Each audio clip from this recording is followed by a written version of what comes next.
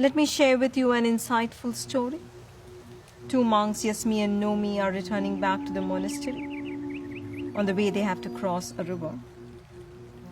They hear a woman crying. She is unable to cross and she must hurry back home to her child. Yasmi reaches her and helps her cross. After an hour, Nomi speaks up. Do you know what you have done there? Our master said not to look at a woman. You went and spoke to her. Our master said don't speak to a woman. You touched her. Master said do not touch a woman. You carried her. Yasmi replied, but I dropped her half an hour ago. It is you who's still carrying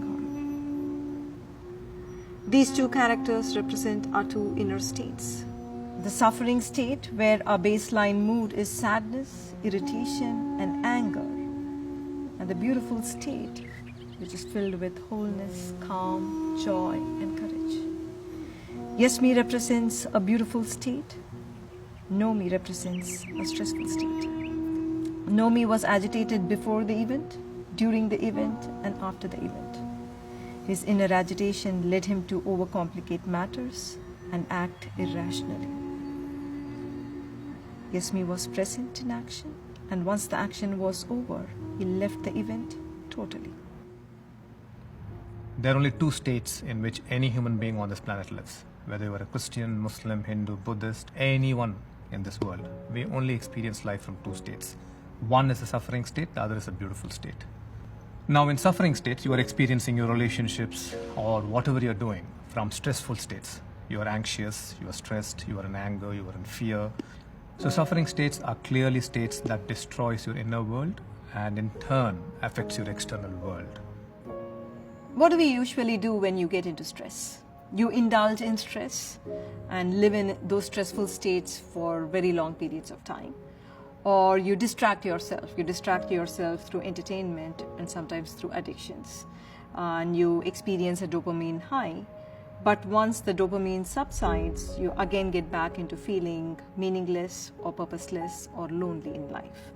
The third set of people replace the inconvenient beliefs with more convenient ones. As we observe, the more you try to replace the old becomes much more stronger and more powerful. Whereas on the other hand, beautiful state are states where you experience love, joy, connection, and you are also very, very clear about what you want to do with your life. This journey is not limited to a spiritual seeker. This journey is for anyone and everyone who wants to live a beautiful life. It is unfortunate that our society, our education system, our parents have not brought attention to our inner state. They never felt it was important to live in a beautiful state. That has not been part of the education. It is all about showing, about achievement, about having things and people. It's about position.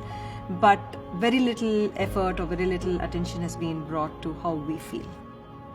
As we move past life, as we move past the experiences of rejection, of loss, of separation, and as we move through suffering, we really do not know what to do with that suffering state.